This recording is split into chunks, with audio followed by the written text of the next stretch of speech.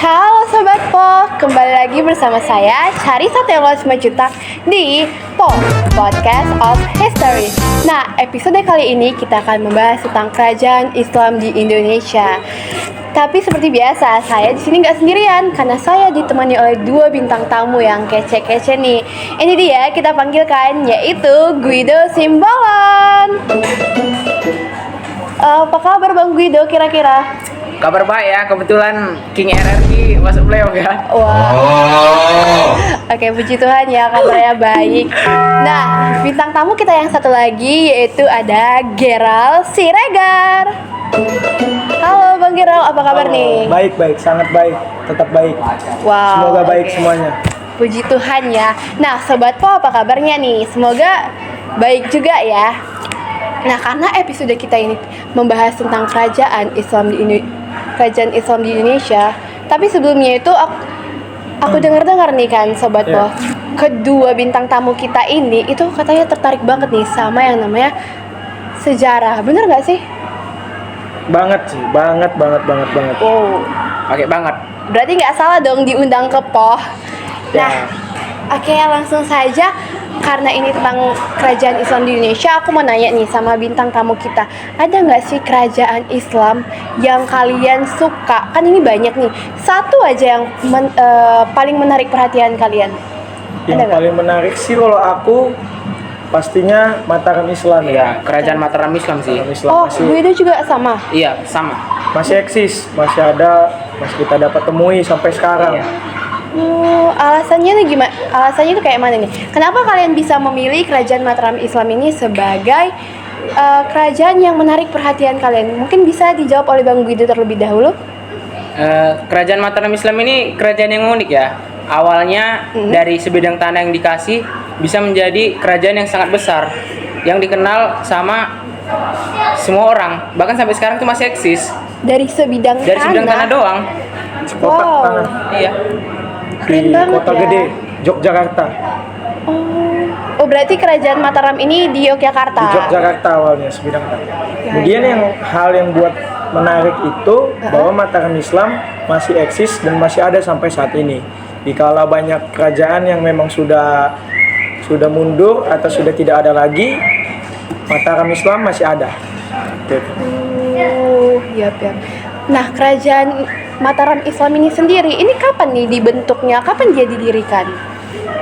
Nah, kalau Mataram Islam ini didirikan pertama kali itu oleh Sultan Wijaya, Sutawijaya atau Ki Panembahan. Dia seorang bupati pada saat itu bekerja sama dengan Bupati Pajang di era pemimpinan Kerajaan Demak waktu itu Jawa Tengah. Karena sebuah hasil kerjanya itu ya dikasih tanah, mulainya dari tanah menjadi kerajaan. Berarti ini kayak hadiah gitu ya? Hadiahnya itu bukan berupa kerajaan tapi masih berupa tanah. Iya, betul. Daerah seperti itu. Wow, aku mau nanya nih, kok bisa? Apa sih yang dilakukan sama siapa tadi, Sutawijaya? Iya. Sehingga Mataram ini bisa menjadi kerajaan yang sangat-sangat besar nih. Nah, jadi di era kepemimpinannya ini Ki Panembahan atau Sutawijaya ini punya kepemimpinan yang baik dan juga memajukan daerahnya. Awalnya dari sebuah bidang tanah dikembangkan menjadi suatu desa, dikembangkan menjadi lagi jadi kota hingga menjadi suatu kerajaan yang besar yang hampir bisa menguasai Jawa dan Madura. Seperti itu. Ini kalau dari kerajaan Mataram sendiri nih, dia yang sektor yang paling unggul itu dari sektor apa nih Bang Guido? Kalau dari segi ekonomi itu paling unggul dari segi pertaniannya. Kalau pertanian dari Mataram Islam ini sangat terkenal. Itu bisa membantu mendongkrak ekonominya. Jadi top di Jawa karena sektor pertanian tadi. Selain sektor pertanian, ada lagi nggak? Jadi nggak lepas hubungannya keberhasilan Mataram itu dinamakan dengan perdagangan. Perdagangan. Hubungannya Iya, dengan iya. kerajaan-kerajaan lain membuat Mataram Islam ini menjadi kerajaan yang cukup besar dan berkembang saat itu di Jawa di era banyaknya kerajaan-kerajaan yang ada. Seperti itu.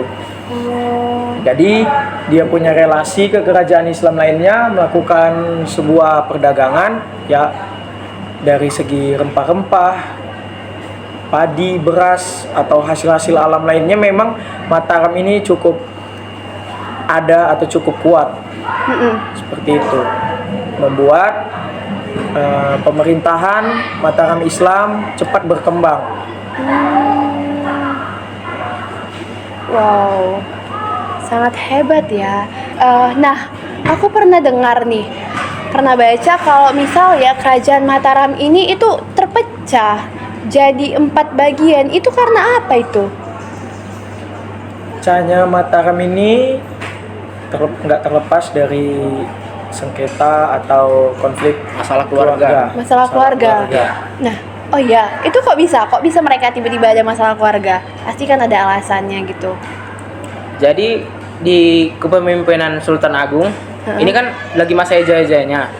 Dia itu punya 2 anak. Dua Iya, anak punya 2 tapi dari 2 istri.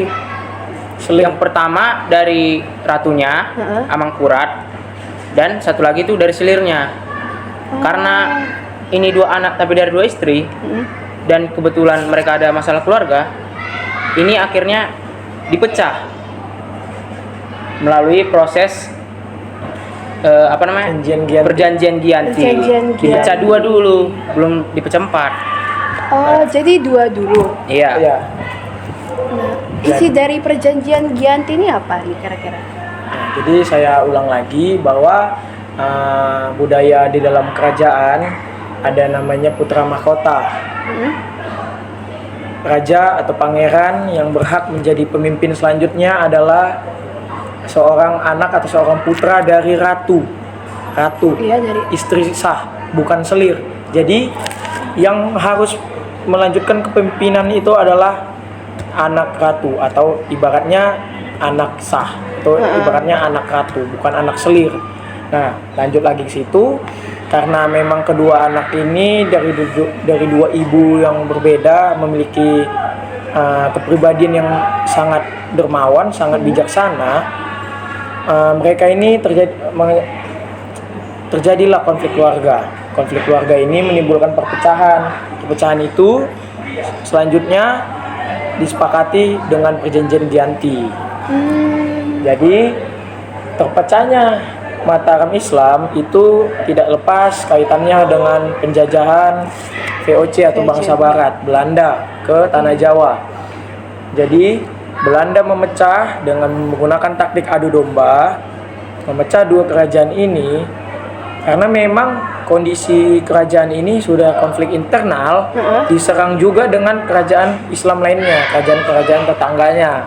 Membuat pemimpin saat itu di Mataram Islam itu meminta bantuan Belanda, tapi Belanda dengan adanya Belanda membuat perjanjian Giyanti, barulah mereka dipecah jadi 2 kerajaan, yaitu yang kita kenal dengan Kesultanan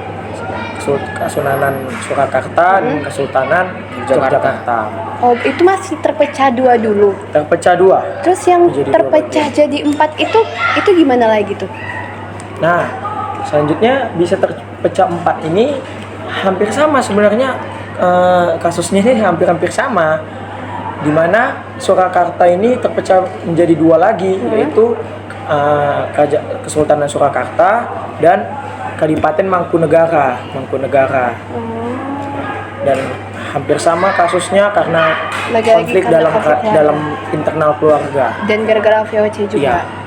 Wah, berarti lagi-lagi VOC ini yang membuat setiap kerajaan yang berpecah ya. Iya, Membuat taktik runtuh. adu domba dia. Ah. Divide et impera. Wah. Politik adu domba. Seperti itu. Wah, gila ya.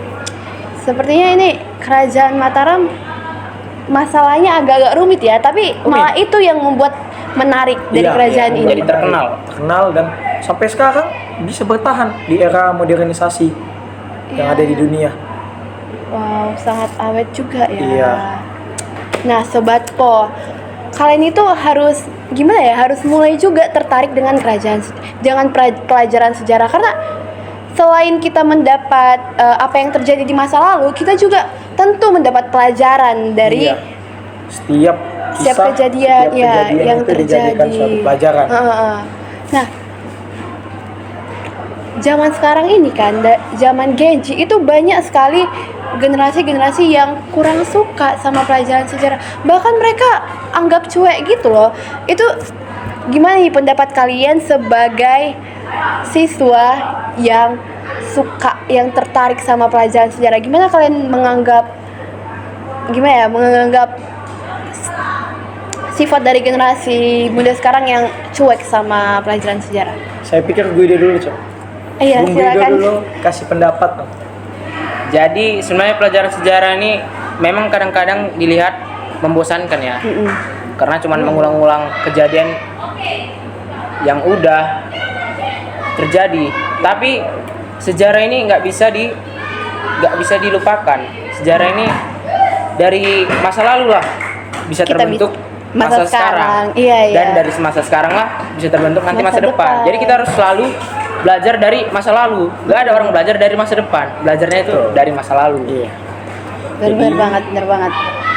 Jadi, Tanggapan saya juga agak sedikit kecewa dengan orang-orang seangkatan kita yang memang sudah mulai melupakan sejarah karena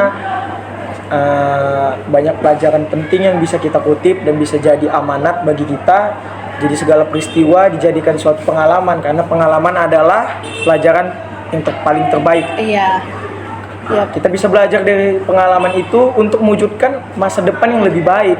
Dari sejarah itulah terbentuk masa sekarang, dan dari masa sekarang lah akan kita lanjutkan ke masa depan, dan masa sekarang ini akan menjadi sejarah juga. Jadi dari setiap waktu akan menjadi sejarah pada waktunya. Seperti itu. tuh, Sobat Po, kalian mulai sekarang nggak boleh lagi ya, nggak boleh lagi cuek dengan pelajaran sejarah karena Indonesia ada sekarang ini ya gara-gara kejadian-kejadian yang ada di masa lalu. Nah, kayaknya nih udah cukup lah ya waktunya, udah lama juga kita berbincang. Iya. Lumayan. Lumayan Iya. lama sih. Banyak pesan dan kesan nggak sih? Saya juga dapat ilmu-ilmu baru nih dari kedua bintang tamu kita ini. Terima kasih ya para bintang tamu sudah memberikan Ya, sama-sama. pengetahuan-pengetahuan yang baru terhadap saya dan juga penonton yang ada di rumah. Oke Sobat Po, sepertinya waktu kita sudah cukup.